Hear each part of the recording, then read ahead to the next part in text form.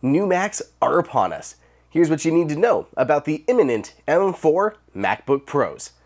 Before we get into all of the juicy details, be sure you're subscribed so you don't miss my latest videos in Apple news.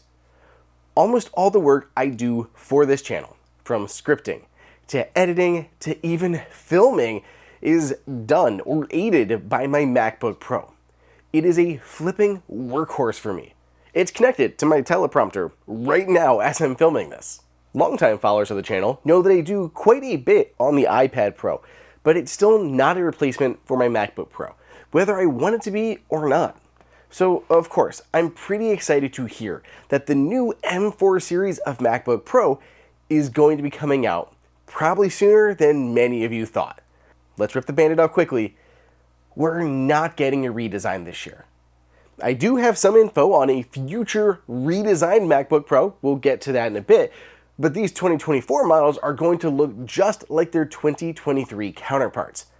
It's going to be a slick-looking MacBook Pro, available silver and space gray on the entry-level 14-inch and silver and space black for the higher-end 14 and 16-inch versions.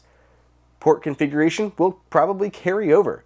That's a MagSafe 3 charging port, followed by 2 Thunderbolt Type-C ports and a headphone jack there on the left. And the right will have the SDXC card reader, another Thunderbolt port, and an HDMI output.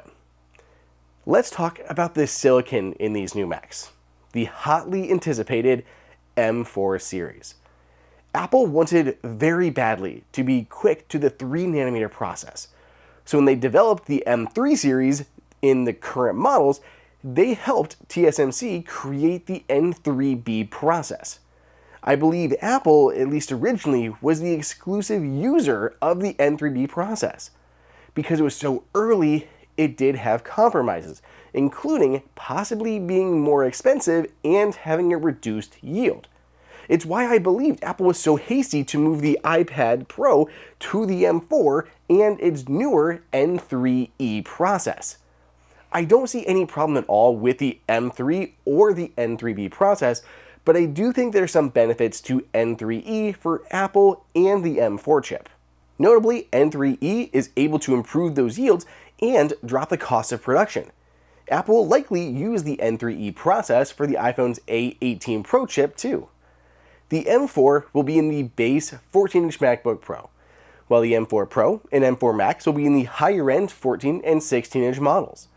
The M4 on the iPad Pro has a 9-core CPU, split between 3 performance cores and 6 efficiency cores. I expect we'll see something similar for that entry-level MacBook Pro. That would be one more core than the M3 model has, which is split between 4 and 4 for the performance and efficiency cores. Of course, it'll also have a more powerful neural engine to aid with Apple Intelligence. If we could pause for just 1 second, I have to thank my sponsor for this video, ESR, which is just launching its new GeoWallet with built-in Find My. I see so many people using wallets and then just sticking an AirTag in there. Not only is that bulky, but you have to keep replacing that battery all the time. The GeoWallet looks like a traditional bifold billfold that is easily pocketable. It can come in a bunch of different great colors, and I have the black one here. It's made out of an eco-friendly leather that meets RCS standards that makes it both durable as well as eco-friendly. There's tons of space in here. When I open it up, you can see we have spots for 2 different IDs here on the left-hand side. On the right, we have several card slots where I can store all my credit cards or additional IDs or business cards. There's a pocket underneath for receipts or cards. Then in the back, there are 2 separate compartments to store your bills. This actually is Apple certified Find My that allows you to find your wallet using the Find My app. It's super easy to add to the Find My app. And once it's in there, you get to enjoy many of the benefits of an AirTag, but in a much better form factor. For example, you can see its location on a map, whether it's with you or its last known location. You can play a noise, you can get directions to that last location, and my favorite part, you can get left behind alerts. That's right, so if you leave a restaurant, it'll alert you that you left your wallet there before you get home and realize it. It's fantastic. It charges magnetically with its included USB-C charger. It has little magnets on there, just snaps into place, 2 hours, and you're good to go for 5 months. I just do mine like every few weeks, and you're basically good to go, and you'll never have to think about it. If you buy an AirTag and a wallet, it can get expensive. save some money and get the ESR GeoWallet, especially at the early bird price of $38. This is launching now, so if you want to learn more and pick one up for yourself, there's a link in the description as well as pinned in the comments. Now let's get back to the video. Since we got the M4 early, it at least does give us a little glimpse into these new Macs, a rare treat. Which means I don't think we'll see some of the other things that I was hoping for. I don't think we'll see Wi-Fi 7 or any other real big changes to these machines. I think they're going to be incredibly powerful beasts of machines that look exactly like what we have. As to a release date, current timing pegs these for a fall release, probably in October. Display analyst Ross Young as much as confirmed this timing with the news that panel shipments had begun in July to August, which would coincide with Q4. With just a spec bump, I don't necessarily think that an event is in order, so this may just be a press release, or a shortened Apple film like they've done in the past. It will also ship with macOS Sequoia, which is currently in beta testing.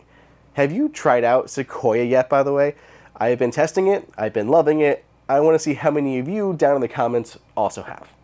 Not to disparage these new machines in any way, because they're going to rock, but I'm really more excited about what lies ahead. It sounds like we'll see our first M5 Macs in late 2025, and these MacBook Pros may finally get that redesign. Apple has been on a thinness tear recently. I've covered at length Apple's plans for a thinner iPhone 17 Air for next year. You can learn more about that in the video I've linked here. Bloomberg says Apple's iPhone, Apple Watch, and MacBook Pro are all getting redesigned to be incredibly thin, like the iPad Pro. Seriously, I've been using this thing for a while now and I'm obsessed with it. The thinness makes a huge difference. I'm very curious at how this plays out with other products. To bolster that thinner redesign are rumors that the 2025 MacBook Pro will utilize tandem OLED technology. That's the same tech used to make the iPad Pro so thin. Finally, one last thing to keep in mind and to be excited about. Well-known analyst Ming-Chi Kuo says Apple is planning to launch a new M5-powered creaseless foldable Mac in 2026. Apple's considering a 20.25-inch display option, however it may use an 18.8-inch display panel as well. LG Display is thought to be the exclusive panel provider with mass production scheduled for Q4 of 2025 and the first half of 2026. This is slightly earlier than the previous 2027 predictions. Least we get ahead of ourselves, the MacBook Pro isn't the only new Macs arriving here in 2024. The iMac will get that sweet M4 chip too. Then there's the Mac Mini. It said Apple will be shrinking the Mac Mini down to a footprint only a fraction of what it is now. Apple hasn't changed the design here in years. With the efficiencies in Apple Silicon, I can see this happening. The biggest question for me is the power supply. Currently, it takes up like 25 to 30% of the internal space of the Mac Mini. So if it was tiny, where would that power supply go? An obvious solution would be to put it into the power cable just like on the iMac. So that's an option. For those wondering about the MacBook Air, that's a story for a different video. Let me know which of these new Macs you're excited for down in the comments. Be sure you're subscribed, and I'll see you in the next video.